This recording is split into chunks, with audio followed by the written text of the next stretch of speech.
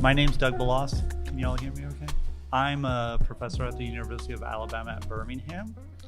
And welcome to the Gadsden Museum of Art on this Saturday. I'd like to thank everyone for being here this afternoon. It's a treat to me to get to ask questions of three of the most interesting artists in Alabama.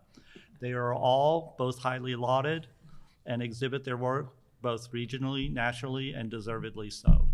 I'm so excited to welcome and speak with Daisie Hoitsma, Stacy Holloway, and Sara Armstrong, who has an exhibition downstairs and is currently being exhibited here.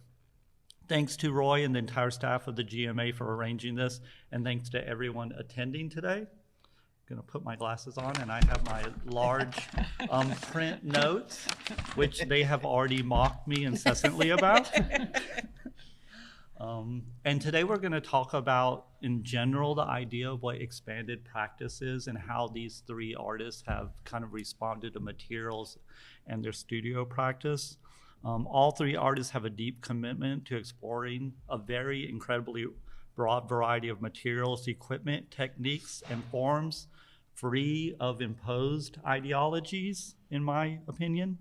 Some of the expanded practice that these three have explored include casting, performance, identity, environments, interactivity, installation art, laser cutting, place, ecology, social practice, materiality, in all very radically different styles. So Daisie, I'm gonna ask you a question first. And just a note, we will take questions from the audience. Like sometimes I think it's better to ask a question during the discussion instead of holding till the end. Daisie, can you talk about how your studio practice has evolved and been complicated over time? I feel especially like when I see your drawings that you have almost single-handedly created your own language or another language of drawing, even though I'm calling them drawings, and you might want to talk about that. Thank you. I love that.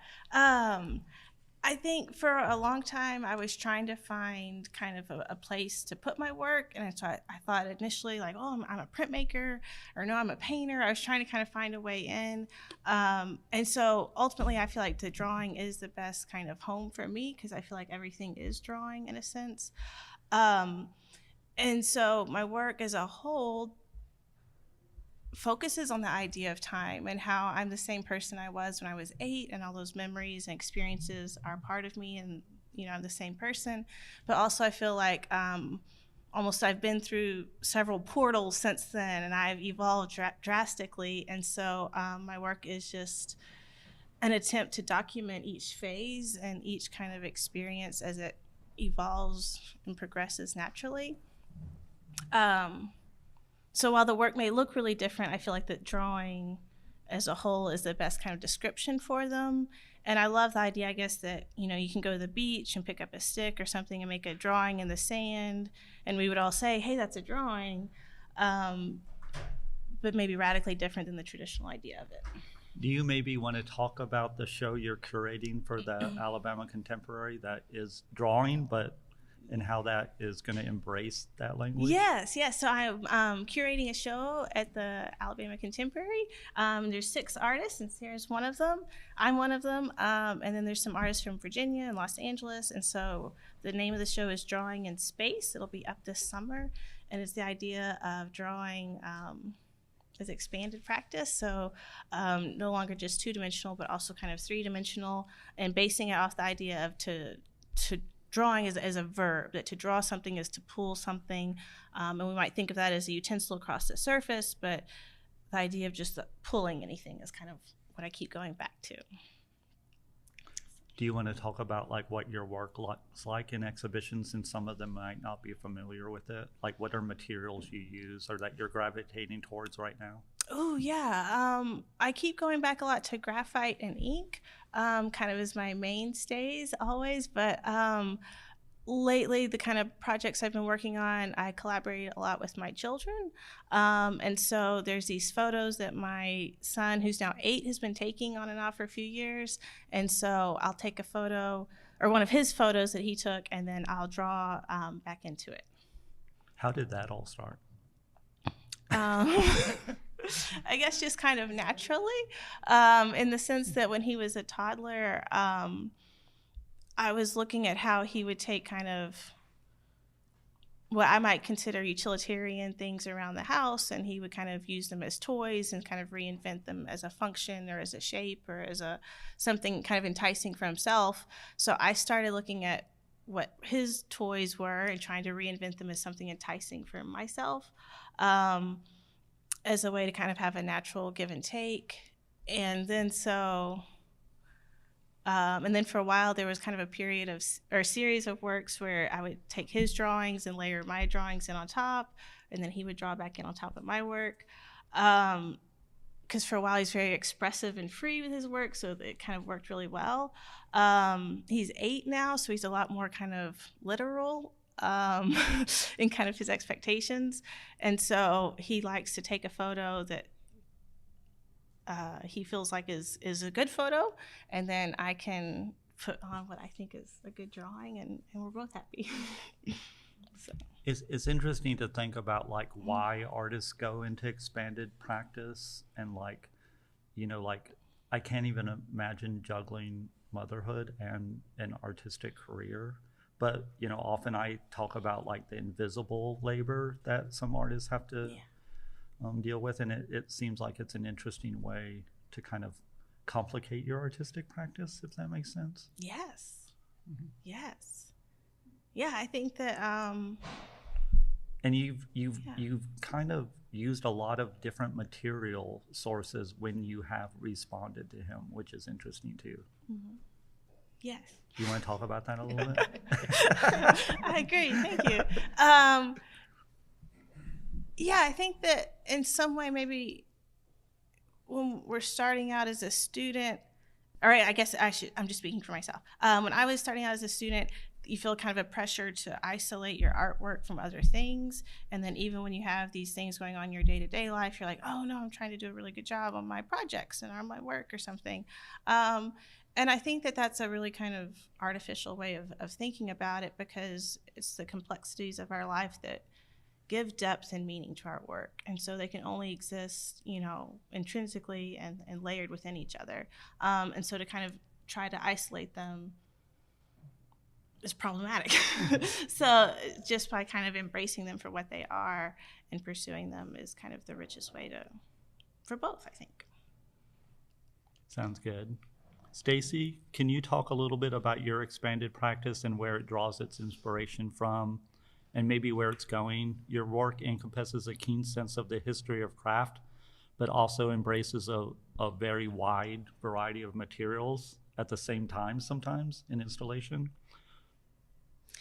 Hello, thank you. Thanks, Gadsden Museum and Ray for having us and hosting this too. But yeah, I actually went to art school as a realistic painter.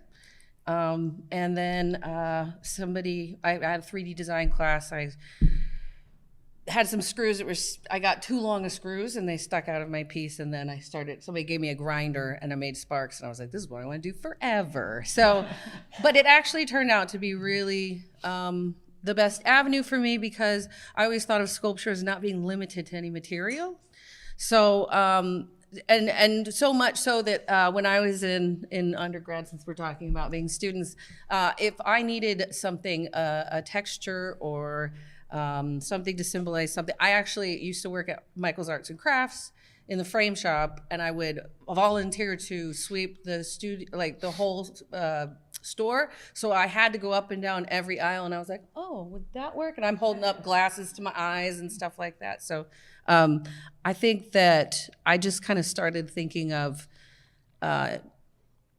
I need to create a specific scene. I call them scenes because I'm a big movie buff, mostly like really bad, cheesy 80s and 90s horror movies.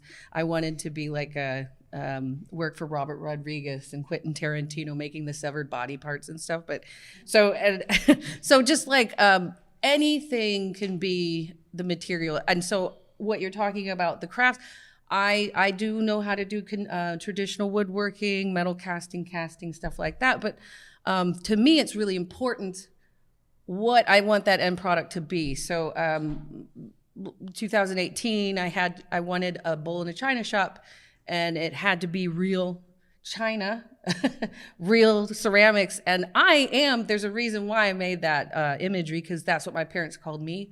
I was a super klutz. So everything, I am a terrible ceramicist, anything that breaks easily, it's really bad for me. But I did my best, and there was, quite a few of them that I had to glue back together for the show, because it was quantity, not quality sometimes. But so I think I just I'm hoping someday that I need to do something that's hand knitted or crocheted, so I can actually learn how to do that, because I won't pay attention to something unless I need it for my artwork. So I just take a lot of what I see, like I like this in craft, and I'm going to learn how to do that. So lots of YouTubing, and so whatever it needs to be, I just investigate it. Or sometimes as a professor, this is both you guys, is that you just have to learn something that you may not know that one of your students is interested in too. So I'm always like, let's learn it together. I don't know how to do that, but we can do it together. So I don't know if I answered your question or not. It's good. It's just a moderated panel. Yeah. No one's on trial. Yeah. I love that at first Sara put I was the mediator, not the moderator, and I was like, okay, I'm not. This is not a cat feed that I'm mediating. It's so funny. But I think I've known Stacy the longest. 10 years. Yeah. And I remember when she first got there, she'd be like, Doug, do you want to come do a knitting demo or a sewing demo? And I was like, okay, it's interesting. But to me, all the best teachers are great students, and all the best students are great teachers. And I do feel like with your work, sometimes it's almost mind-blowing how many materials and how many processes you're able to juggle very successfully, which is really cool. But also you seem to have a really good beginner mind kind of. That's what I was idea going to behind say. it. Yeah, I was going to mention that most people don't try something new because they can't get started. Yeah. And I was always the kid that would jump headfirst in that shallow, just don't care, don't know what's in front of me, but I'm going to try it, and I'm going to do it right. No baby steps, just jumping in. So I think that sometimes is what you need to do. But of course, if you're working with materials and stuff that are really expensive, or it's a really big installation, of course do the maquettes, which this woman is wonderful at doing, the little maquettes. I love them. But just try, get started. And then for me, that's always been once I'm started, I have OCD, so I am invested. I am obsessed until it's done. So, yeah. And just, do you find there's a lot of times when people talk about creativity in general, it becomes this whole kind of not sublime thing at all, but I just love your creative energy, if that makes sense. And I think that ties into beginner mind, and also just this idea that I'm going to make it work no matter what. Yeah. Well, yeah, there's a lot of, times where some colleagues will come in, they're like, oh, I didn't know you knew how to do that. I'm like, I don't. We're going to see what happens. And sometimes it's bad, but just mess up, and that's how, now I know I'm klutzy with ceramics. I'm not good at it. I know, but I'm good with metal casting, and, so, you learn what you like and what you don't like, but, because now if there's something that I don't like to do, I'll just find somebody who can do it and pay them to do it and put it in my installation. So, yeah. Cool. Sara told me that my question for her is very convoluted. But Sara also uses a wide variety of materials and processes, as well as technology, which takes a lot to, as far as expanded thing goes. I think that's one of the things that's a big hurdle for me, because I don't do that. I'm very 19th century in my work. I don't even use electricity most of the time. But how does your use of materials and ideas, does it break with established conventions or embrace them, do you think? I think it does both, but I'm going to take back on the thing with the maquettes and doing, like I do maquettes and I do models, and an atrium commission that I had, I did a model and it was accepted. I had no earthly idea how to build it though. So, that just, it gives you problems, and like money. Mm-hmm. But I think we all sort of do go and get what we need, mm-hmm. and find out how. I do not really ever have an image of what something's going to completely look like. I end up progressing slowly with trying to figure it out, and I'm always searching. And the same thing with the paintings, the sculpture, and I do know when I've gotten it, and it is a hunt with materials and technology. One of the pieces, the back piece that has the light downstairs, that was done in the 90s, early 90s, and it was very different. But I knew I wanted to use it here, and so, but there's so much with light that has now been done and changes, so much more. So the LED strip. I am not that great at knowing all of this, but I definitely know how to find the people that can help with it. And I don't mind, I will spend money ordering all different types of samples and see what will happen. And you sort of slowly build that up. So yes, I like technology, but I'm not a tech person.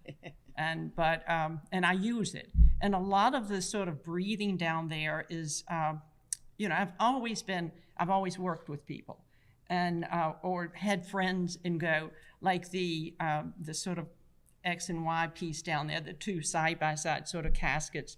I became friends with somebody in the robotics lab at NYU way back there, and that's how I get the connection of the blowing and the sucking and the blowing.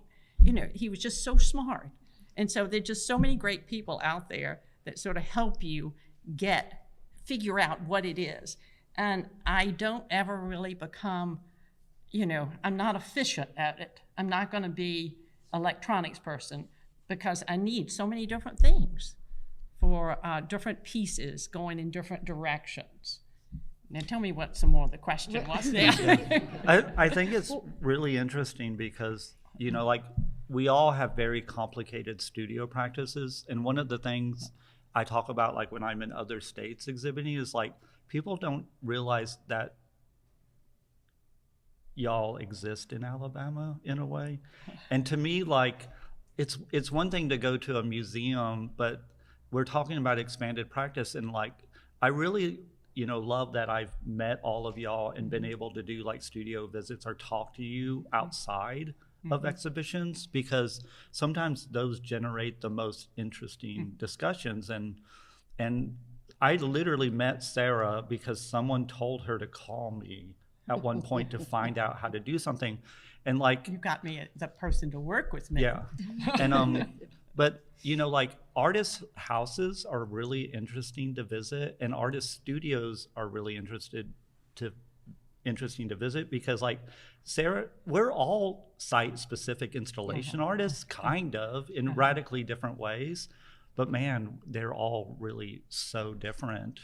But how do you guys feel about like expanding your artistic careers beyond museums or into other possible? Sara always gets mad at me because I don't document my work. Like she is just like, what? And she does. I don't make maquettes. I make these crazy gibberish lists and drawings, but I don't make maquettes. But that's your way of sketching. Yeah. It's my way of seeing and realizing something, because sometimes I'm trying to climb a mountain that I don't know how to climb. We all are trying to climb that mountain. But I think that's interesting for us to talk about. That we but you don't know.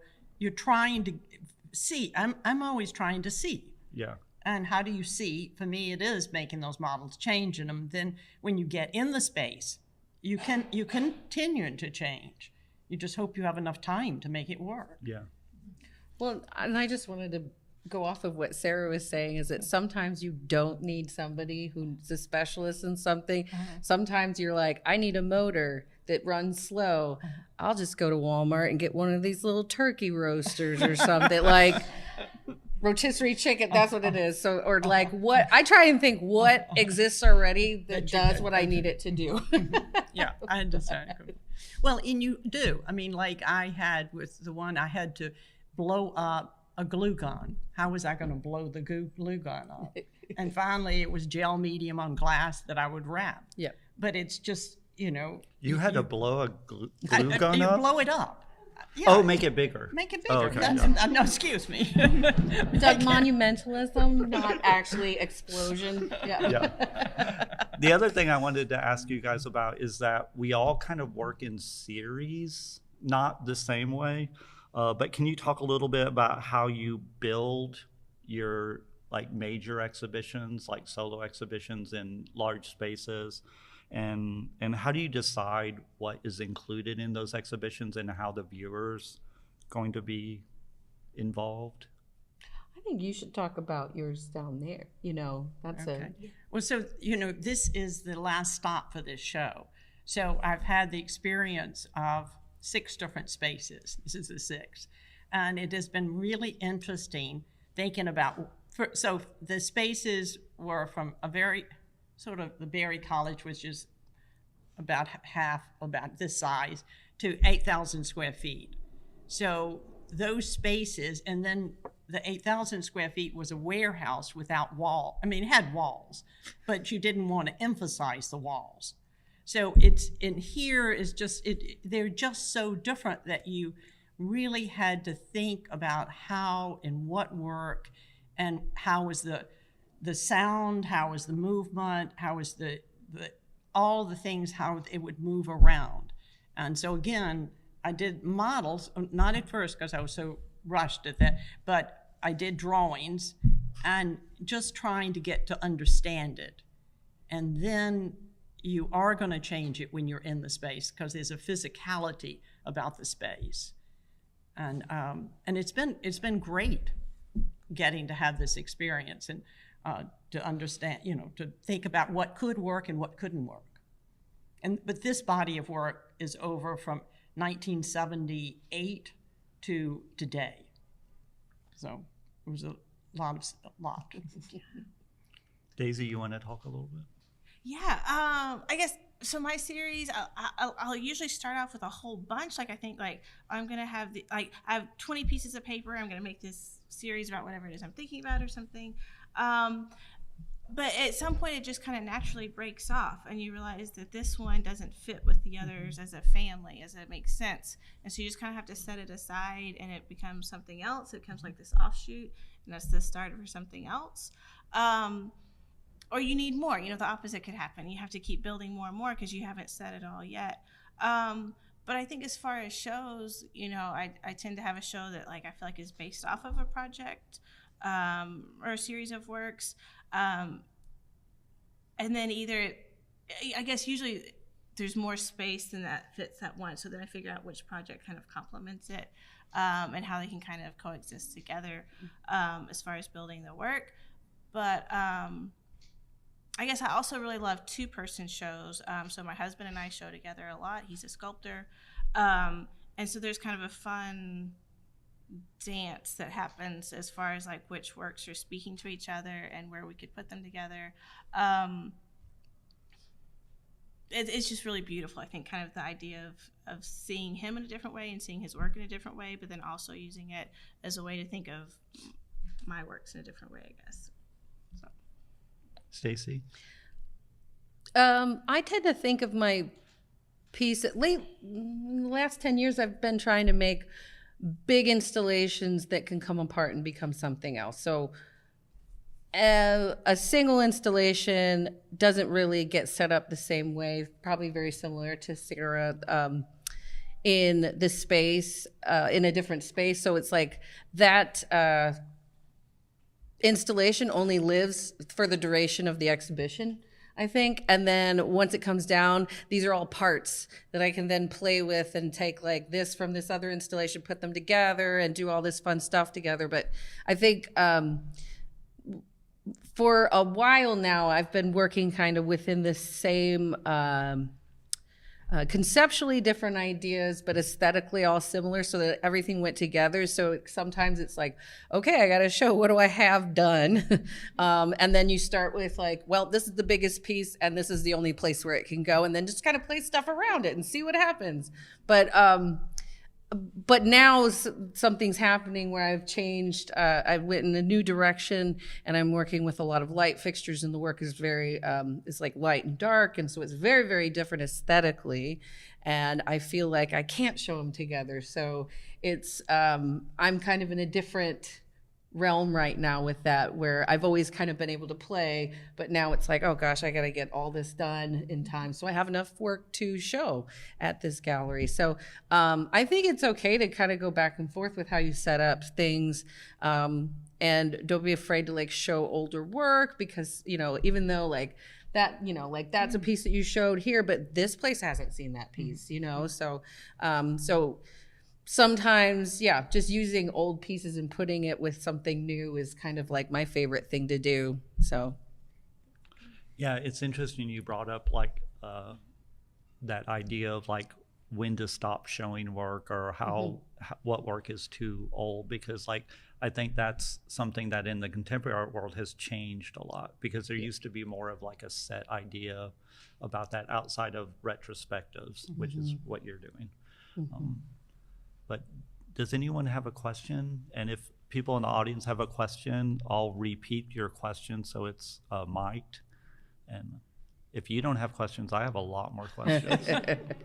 But I would love to get questions. So outside of physical mediums, are there any digital tools that y'all use for planning or execution? Okay, so so they were asking outside of traditional like material processes, is anyone using digital processes? Which I think is obvious Sarah's using a lot and stuff, but you guys can answer too. well, yeah, I've mostly been using like the equivalent to making a lamp.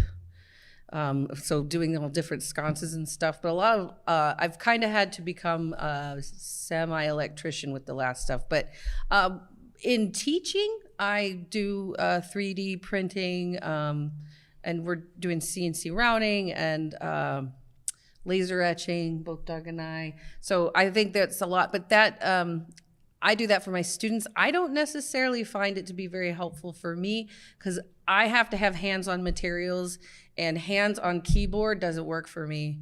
I don't like that. It's just not me. And I a lot of the students love it, and that's great, and that's their flow, but for me it doesn't really work. But there's times where I'm like, I could be so much more efficient if I learned how to do this in the computer and had a thing printed off. But instead, I'd rather make a mold and like do it myself and over again. Maybe it's like torture, self-torture, I don't know. You were asking in the planning stages, the digital, or Planning, execution, the whole of your creative practice.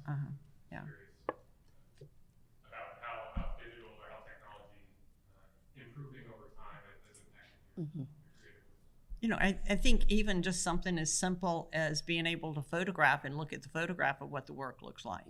I mean, I think we all are sort of affected by today, even though as a lot of us are much more touch. Probably all of them, all right here, need the physicality, and that I think another generation, is not going to need as much. Or maybe we do, because there are a lot of things coming back that are everything from vinyl records to. Could you imagine having to do slides now? It's insane. Like 2 rolls of slide film for one sculpture was what I did my whole undergrad. And it was a lot. It was expensive. There were You're some right, other things like, questions. There's another one. Liza. I was wondering if you could talk about sort of how the motivation in your career, how that changes with age, like in terms of what is motivating you in the studio. And then Oh, Lord. And then, like, when you're working on very large projects and you're facing problems, what keeps you motivated to continue solving? I'll start So with this. Liza was asking, Yeah. like, how has age affected the process in studio practice? And then also, like, when we do have a mountain to climb, what keeps us motivated? And I will say I have an amazing community in Alabama that I can rely on, and I'm very grateful for that. I mean, I- Daisy probably has had the most life changing, right? Maybe. With age, what were we? Yeah, we're talking about age. I don't know. I guess. Can you repeat the question? Well, basically, how has age affected your evolution as an artist? Like, how has that changed over the career? Because now you're working Yeah. with your children, Yeah. like, Yeah. you know. I think it's comforting, I guess, in the fact that the idea of age, even the idea that we would have another chance, like again the next day. So the idea of time or age, just overall is very comforting for me. So I guess that's kind of in itself what I'm interested in. And the idea of kind of these small things that repeat, like the breath and like the breathing, or the heartbeat, like these really small things that maybe we don't think about. So to me, that helps me, I guess, with a bigger arc of aging, maybe, is the small aging, and the small moments, and then that helps me be able to handle the big moments. The idea of kind of breaking it down to smaller cycles. And then when I do have something challenging, my favorite thing to do is to add something else to the list. And I guess by that I mean, like, if you feel overwhelmed, you're like, what should I start? How do I finish? What do I get around this? To me, it's just really exciting to look at other deadlines or other shows I could apply for. And that seems kind of backwards, but I can remember, I guess, like, back in high school, I was really excited about the idea of a job. And I thought, man, when people get jobs, this must just be so exciting. You don't go to school anymore. You have this job. So I remember, like, reading the want ads in the paper. And those jobs, a lot of them, it seemed like, well, I could do these, like there was no kind of prerequisites. Like, yeah, you just come in and apply. And I love that. So I remember eating my breakfast, like, reading the want ads in the paper for all these amazing jobs. And that kind of was very satisfying and exciting for me. So I guess just the idea of, I always try to get back to that kind of excitement of, like, I can do anything that I want. So I'm the one that's setting this up for myself. And if I don't like where I'm at now, I can change it, and I can keep adding more jobs to my plate in the best way. So I would say problems. So I'm just say if it's an atrium or a big show or something like that, and they're real problems, it gives you a great energy because it makes you nervous, and I actually don't mind being nervous. I think it just gives you energy, and it pushes you, and to do something that you might not be able to do. So that, and I always try to remind myself that this is the good life when I'm so nervous, and but that is part of it. And I think I think I work pretty hard still. And so, especially for somebody that's that old. Excuse me, but Doug keeps reminding me how old I am. we tease each other. I'm only in my 60s, so I'm not that old. No. But it is, Liza, that's such a great question, because like when I was a young artist of like 24 or 25, like it used to be like museums or galleries would see your work and be like, oh, it's installation based, and like they would have so many questions. And now I don't get asked those questions anymore. And I don't think it's because I'm like a known commodity. I think the idea of expanded practice is has more gravity, which I think is great, because I don't think of museums as safe spaces at all.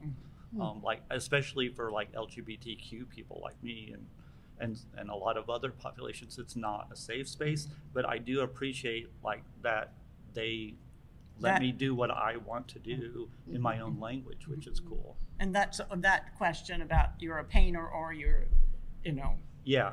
sculptor or whatever. And when I went graduate school as a painter, and one of the questions at the end was, you're not a painter or a sculptor, you're not going to get a job. And it just, I think we've gone past that. We've done it. I think we're at our time limit, but obviously you can come at any of us with any questions and we'll hang out for a while. And it was great being here today. Thank you so much. Yeah. Thank you. Thank you. Thank you.